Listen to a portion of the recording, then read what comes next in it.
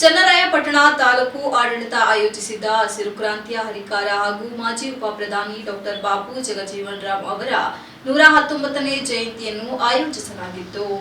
119ನೇ ಜಯಂತಿಯಲ್ಲಿ ಪಾಲ್ಗೊಂಡು ಮಾತನಾಡಿದ ಅಲ್ಪಸಂಖ್ಯಾತರ ಮೊರಾರ್ಜಿ ದೇಸಾಯಿ ವಸತಿ ಕಾಲೇಜಿನ ಉಪನ್ಯಾಸಕ ರತ್ನಾಕರ್ ಎಂಜೆ ಅವರು ಮಾತನಾಡಿ, ಡಾಕ್ಟರ್ ಬಾಬಾ ಜಗಜೀವನ್ ರಾಮ್ ರವರು ದೇಶದ ಹಸಿರು ನೀಗಿಸಿದಂತಹ ಅಪ್ಪಟ ರಾಷ್ಟ್ರೀಯವಾದಿಯಾಗಿದ್ದರು. ಸತತ 31 ವರ್ಷಗಳ ಕಾಲ ಸುದೀರ್ಘವಾಗಿ ಭಾರತ ದೇಶದ ಕೇಂದ್ರ ಸರ್ಕಾರದ ವಿವಿಧ ಇಲಾಖೆಗಳ ಸಚಿವರಾಗಿ ಗುರುತುವಾದ ಕೆಲಸಗಳನ್ನು ನಿರ್ವಹಿಸುವ ಮೂಲಕ ಈ ದೇಶದ ದಮನಿತ ಜಾತಿಯ ವ್ಯಕ್ತಿಗೆ ರಾಜಕೀಯ ಅಧಿಕಾರ ಸಿಕ್ಕರೆ ಅದನ್ನು ಅತ್ಯಂತ ಪ್ರಾಮಾಣಿಕವಾಗಿ ಮತ್ತು ದಕ್ಷತೆಯಿಂದ ನಿರ್ವಹಿಸುತ್ತಾರೆ ಎಂಬುದನ್ನು ಸಾಕ್ಷೀಕರಿಸಿ ತೋರಿಸಿದಂತಹ ಮೇಧಾವಿ ರಾಜಕಾರಣಿ ಬಾಪೂಜಿ ಎಂದರು.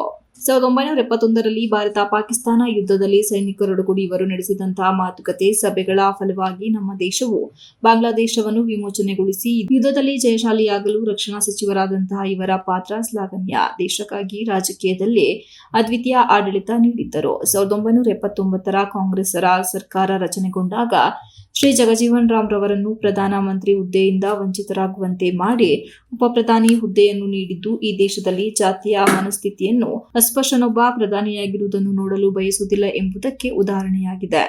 ಈ ಸಂದರ್ಭದಲ್ಲಿ ಜಗಜೀವನ್ ರಾಮ್ ರವರು ಶೋಷಿತರು ಸ್ವತಂತ್ರ ರಾಜಕೀಯ ಆಧಾರವನ್ನು ಪಡೆಯದ ಹೊರತು ಅವರ ಉದ್ಧಾರವಿಲ್ಲ ಎಂಬ ಮಾತು ಹೇಳಿದ್ದು, ಬಾಬಾ ಸಾಹೇಬ್ ಅಂಬೇಡ್ಕರ್ ಅವರ ಕೊನೆಯ ದಿನಗಳಲ್ಲಿ ಹೇಳಿದಂತಹ ಈ ದೇಶವನ್ನು ಆಳುವಂತ ವರ್ಗ ನೀನೇ ಆಗುತ್ತೀರೆಂದು ನಿಮ್ಮ ಮನೆಗಳ ಗೋಡೆ ಮೇಲೆ ಬರೆದುಕೊಳ್ಳಿ ಎಂಬ ಮಾತನ್ನು ಮತ್ತೆ ಮತ್ತೆ ನೆನಪಿಸುತ್ತದೆ ಎಂದರು.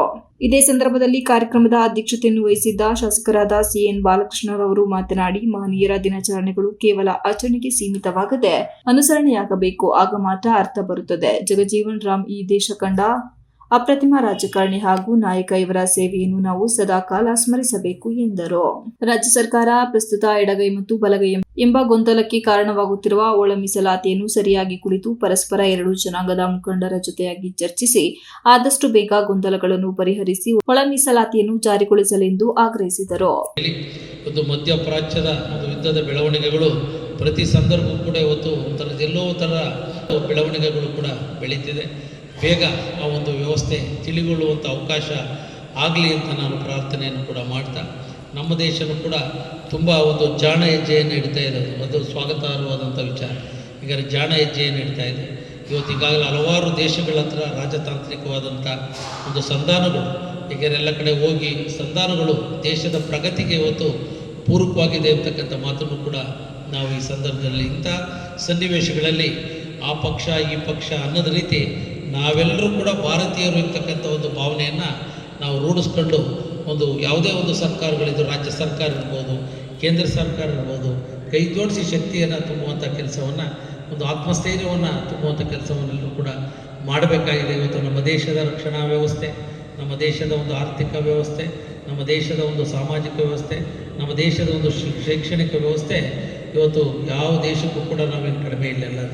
ಇವತ್ತು ಇದೇ ಸಂದರ್ಭದಲ್ಲಿ ಶ್ರವಣಬೆಳಗೊಳ ವಿಧಾನಸಭಾ ಕ್ಷೇತ್ರದ ಜನಪ್ರಿಯ ಶಾಸಕರಾದ ಸಿಎನ್ ಬಾಲಕೃಷ್ಣ, ತಾಲೂಕು ದಂಡಾಧಿಕಾರಿಗಳಾದ ಜೆಎಸ್ ಶಂಕರಪ್ಪ, ತಾಲೂಕು ಪಂಚಾಯಿತಿ ಕಾರ್ಯನಿರ್ವಹಣಾಧಿಕಾರಿಗಳಾದ ಜಿಆರ್ ಹರೀಶ್, ಡಿಒಎಸ್ಪಿ ಕುಮಾರ್, ತಾಲೂಕಿನ ಕ್ಷೇತ್ರ ಶಿಕ್ಷಣಾಧಿಕಾರಿಗಳಾದ ದೀಪಾ, ಟಿಎಪಿಸಿ ಎಂಎಸ್ ಅಧ್ಯಕ್ಷರಾದ ಮೆಡಿಕಲ್ ವೆಂಕಟೇಶ್, ಹೇಮಾವತಿ ಸಕ್ಕರೆ ಕಾರ್ಖಾನೆ ಅಧ್ಯಕ್ಷರಾದ ಟಿಎಪಿಎಎಂಸಿ ಅಧ್ಯಕ್ಷರಾದ ಮೆಡಿಕಲ್ ವೆಂಕಟೇಶ್, ಹೇಮಾವತಿ ಸಕ್ಕರೆ ಕಾರ್ಖಾನೆ ಅಧ್ಯಕ್ಷರಾದ ತೋಟಿಯೂರು ಜಯರಾಮ್, ಕೆಡಿಪಿ ಸದಸ್ಯರಾದ ಕಬ್ಬಾಳು ಮಹೇಶ್, ತಾಲೂಕು ಸಮಾಜ ಕಲ್ಯಾಣಾಧಿಕಾರಿ ತ್ಯಾಗರಾಜ್, ಕಚೇರಿ ವ್ಯವಸ್ಥಾಪಕರಾದ ಮೋಹನ್, ಪುರಸಭಾ ಮುಖ್ಯಾಧಿಕಾರಿ ಯತೀಶ್, ಉಪನ್ಯಾಸಕರಾದ ಎಂಜೆ ರತ್ನಾಕರ್, ದಲಿತ ಮುಖಂಡರುಗಳಾದ ಬೆಳಗೆಹಳ್ಳಿ ಪುಟ್ಟಸ್ವಾಮಿ, ಆಲದಹಳ್ಳಿ ವೆಂಕಟೇಶ್, ಚಿಕ್ಕೋನಹಳ್ಳಿ ಧರ್ಮಯ್ಯ, ಮಾದಿಹಳ್ಳಿ ಮಂಜು ಸೇರಿದಂತೆ ಇತರರು ಹಾಜರಿದ್ದರು. Manjunath IK, TV 46 news Kannada, Channarayapatna.